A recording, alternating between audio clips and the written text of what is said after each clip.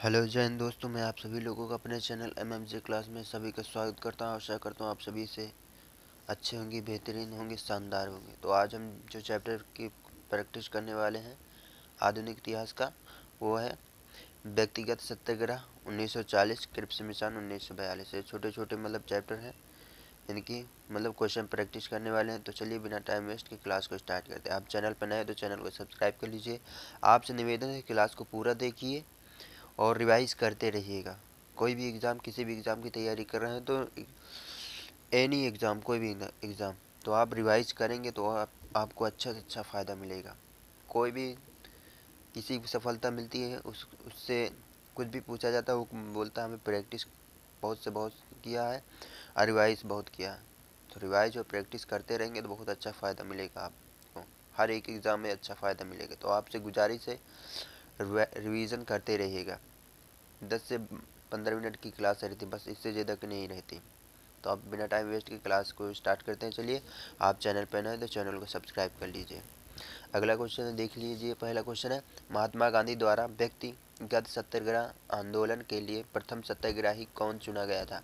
प्रथम सत्याग्रही कौन चुना गया था? तो कौन चुना गया था? विनोबा भावे प्रथम सत्याग्रही चुना गया था।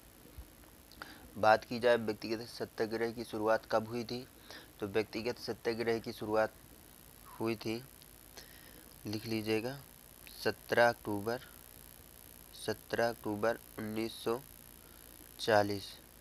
17 अक्टूबर 1940 को व्यक्तिगत सत्याग्रह की शुरुआत की हुआ था। किसने किया था?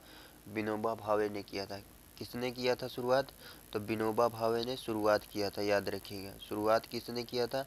तो विनोबा भावे ने शुरुआत किया था, याद रखिएगा। ठीक, शुरुआत किसने किया था? तो विनोबा भावे ने शुरुआत किया था। और प्रथम सत्याग्रही कौन चुना गया था? तो विनोबा भावे। महात्मा गांधी द्वारा व्यक्तिगत सत्याग्रह आंदोलन के लिए प्रथम सत्याग्रही कौन चुना गया था? तो विनोबा भावे चुने गए थे। शुरुआत किसने की थी? 17 अक्टूबर 1940। ठीक, व्यक्तिगत सत्याग्रह शुरुआत चली गई, किसने शुरुआत किया था? विनोबा भावे ने किया था। ठीक, अगला क्वेश्चन है, महात्मा गांधी द्वारा 1940 में प्रारंभ किए गए व्यक्तिगत सत्याग्रह के तीसरे सत्याग्रही कौन थे? क्या पूछ रहा है? महात्मा गांधी द्वारा 1940 में प्रारंभ किए गए व्यक्तिगत सत्याग्रह के तीसरे सत्याग्रही कौन थे? तो तीसरे सत्याग्रही कौन थे? ब्रह्मदत्त। किस कौन थे? ब्रह्मदत्त तीसरे सत्याग्रही थे। ठीक,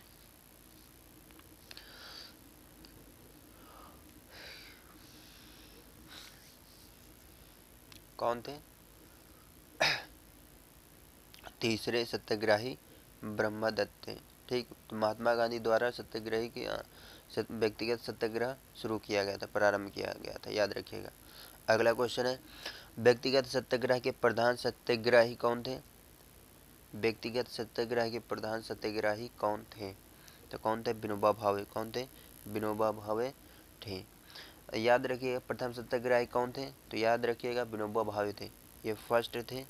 ठीक, और दूसरे व्यक्ति की बात की जाए तो दूसरे कौन थे? दूसरे आपके वो थे जवाहरलाल नेहरू। ठीक, जवाहरलाल नेहरू। ठीक, JL नेहरू लिख लीजिएगा। ठीक, JL नेहरू थे। तीसरे आपके कौन थे? तीसरे आपके थे ब्रह्मदत्त, याद रखिएगा, क्वेश्चन पूछा जाता, बहुत इंपॉर्टेंट क्वेश्चन है दोस्तों। तो तीसरे कौन थे? ब्रह्मदत्त थे। ठीक, याद रखिएगा। अगला क्वेश्चन है, व्यक्तिगत सत्याग्रह किसने आरंभ किया था? व्यक्तिगत सत्याग्रह किसने आरंभ किया था? ठीक, तो किसने शुरुआत पहले किया था? तो विनोबा भावे ने। किसने शुरुआत किया था? विनोबा भावे ने शुरुआत किया था, याद रखिएगा। 17 अक्टूबर 1940। किसके नेतृत्व? महात्मा गांधी के नेतृत्व में व्यक्तिगत सत्याग्रह किसने आरंभ किया था? विनोबा भावे ने आरंभ किया था। अगला क्वेश्चन है, व्यक्तिगत सत्याग्रह में विनोबा भावे को प्रथम सत्याग्रह चुना गया था, तो दूसरा कौन था? दूसरा कौन था? तो दूसरा कौन थे आपके? जवाहरलाल नेहरू थे, अभी हमने बताया था। व्यक्तिगत सत्याग्रह में विनोबा भावे को प्रथम सत्याग्रह चुना गया था, तो दूसरा कौन था? जवाहरलाल नेहरू जी थे। तो आप लोगों को क्लास कैसी लगी? क्लास अच्छी लगी हो तो कमेंट करके ज़रूर बताइएगा। ठीक है, आप चैनल पर नए हो तो चैनल को सब्सक्राइब कर लीजिए। और भी आपके जो भाई बहन गवर्नमेंट एग्ज़ाम की तैयारी कर रहे हैं तो उनके साथ भी शेयर कीजिए। आप रिवाइज़ करते रहिए, प्रैक्टिस जितनी भी करेंगे उतनी अच्छी आपको सफलता मिलेगी। तो रिवाइज़ करेंगे आपको अच्छा से अच्छा फ़ायदा मिलेगा। आपसे गुजारिश है रिवाइज़ करते रहना, पूरी क्लास देखिए। अगला क्वेश्चन है, सर्वोदय शब्द का प्रयोग सर्वप्रथम किसने किया था? सर्वोदय शब्द का सर्वप्रथम प्रयोग किसने किया था? तो महात्मा गांधी ने किया था। किसने किया था सर्वोदय शब्द का प्रयोग सर्वप्रथम? तो महात्मा गांधी ने किया था। तो कोई पूछे सर्वोदय की मतलब स्थापना किसने की थी? सर्वोदय समाज। सर्वोदय शब्द का प्रयोग सबसे पहले किसने किया था? महात्मा गांधी ने। सर्वोदय समाज की स्थापना किसने की थी? तो याद रखिएगा, विनोबा भावे ने। विनोबा भावे ने, विनोबा भावे ने, ठीक, इसकी स्थापना की थी। किसकी? सर्वोदय समाज की। सर्वोदय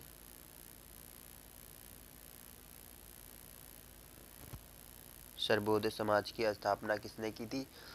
गांधी जी के आदर्शों के प्रचार के लिए सर्वोदय समाज की स्थापना विनोबा भावे ने की थी। किसने की थी? विनोबा भावे ने की थी। याद रखिएगा, सर्वोदय शब्द का प्रयोग सर्वप्रथम किसने किया था? महात्मा गांधी ने किया था। सर्वोदय समाज की स्थापना किसने किया था? विनोबा भावे ने किया था। ठीक। अगला क्वेश्चन है, भारत में क्रिप्स मिशन किस वर्ष आया? भारत में क्रिप्स मिशन किस वर्ष आया था? ये दोस्तों पूछ रखा है। तो कब आया था क्रिप्स मिशन? तो 1942 में। कब आया था? 1942 में आया था। द्वितीय विश्व युद्ध में जापान की बढ़ती हुई शक्ति को देखते हुए अंतर्राष्ट्रीय समुदाय, विशेषकर अमेरिका, चीन एवं ऑस्ट्रेलिया ने ब्रिटेन पर भारत को स्वतंत्र करने के लिए दबाव बढ़ाया था। इन देशों ने, ठीक, ब्रिटेन के ऊपर। तो भारत में उसी समय क्रिप्स मिशन किस वर्ष आया था? 1942 में आया था। याद रखिएगा।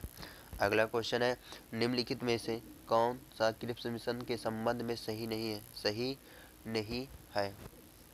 तो कोई भी सूबा भारतीय संघ से बाहर रह सकता था, ये सही नहीं है। ठीक, तो आपका ऑप्शन डी सही रहेगा।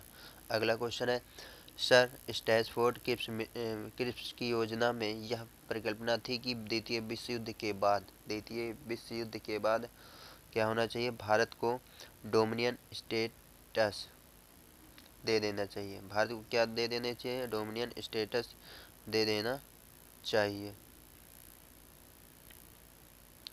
ठीक दोस्तों, ये आपका मतलब 8वां वाला क्वेश्चन गलत है। ये नई कार्य परिषद की नियुक्ति जिसमें हिंदू एवं मुसलमानों का समान प्रतिनिधित्व ये होना चाहिए। निम्नलिखित में से कौन सा क्रिप्स मिशन के संबंध में सही नहीं है? तो नई कार्य परिषद की नियुक्ति जिसमें हिंदू एवं मुसलमानों का समान प्रतिनिधित्व होना चाहिए, ये गलत है। अगला क्वेश्चन है, स्टैचफोर्ड क्रिप्स की योजना में यह परिकल्पना थी कि द्वितीय विश्व युद्ध के बाद क्या होना चाहिए? भारत को डोमिनियन स्टेटस दे देना चाहिए। क्या होना चाहिए? भारत को डोमिनियन स्टेटस दे देना चाहिए। आपका ऑप्शन सही रहेगा, सी डी। किसकी दृष्टि में क्रिप्स प्रस्ताव एक टूटते हुए बैंक के नाम एक उत्तर दिनांकित चेक था? किसकी दृष्टि में क्रिप्स प्रस्ताव एक टूटते हुए बैंक के नाम एक उत्तर दिनांकित चेक था? किसकी? महात्मा गांधी के। महात्मा गांधी के। ठीक। अगला क्वेश्चन है, निम्नलिखित प्रधानमंत्रियों में से किसने भारत में क्रिप्स मिशन भेजा? निम्नलिखित प्रधानमंत्रियों में से किसने भारत में क्रिप्स मिशन भेजा था? किसने भेजा था? तो विंस्टन चर्चिल ने। किसने भेजा था? विंस्टन चर्चिल ने भेजा था। ठीक, याद रखिएगा। द्वितीय विश्व युद्ध के दौरान। ठीक, कब भेजा था? द्वितीय विश्व युद्ध के दौरान ये भेजा था क्रिप्स मिशन। ठीक, याद रखिएगा। अगला क्वेश्चन है, निम्नलिखित में से कौन क्रिप्स मिशन के साथ कांग्रेस आधिकारिक वार्ताकार थे? क्रिप्स मिशन के साथ कांग्रेस के आधिकारिक वार्ताकार कौन थे? ये पूछ रखा है। तो कौन थे? पंडित जवाहरलाल नेहरू एवं मौलाना आज़ाद थे। ठीक, याद रखिए। आपका ऑप्शन सी सही रहेगा। अगला क्वेश्चन है, निम्नलिखित में से किसने गांधी जी के आंदोलन को राजनैतिक फिरौती कहा? राजनीतिक फिरौती कहा था। किसने कहा था? लॉर्ड लिंकन ने कहा था। ठीक, निम्नलिखित में से किसने गांधी जी के आंदोलन को राजनैतिक फिरौती कहा था? तो लॉर्ड लिंकन को कहा था। ठीक,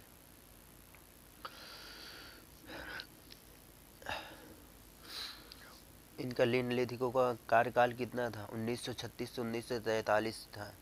ठीक, इसी समय भारत छोड़ो आंदोलन इन्होंने काल गांधी जी ने शुरुआत किया। भारत छोड़ो आंदोलन गांधी जी ने शुरुआत किया था। किसके कार्यकाल में? लॉर्ड लिंथगो के। इनका कार्यकाल क्या था?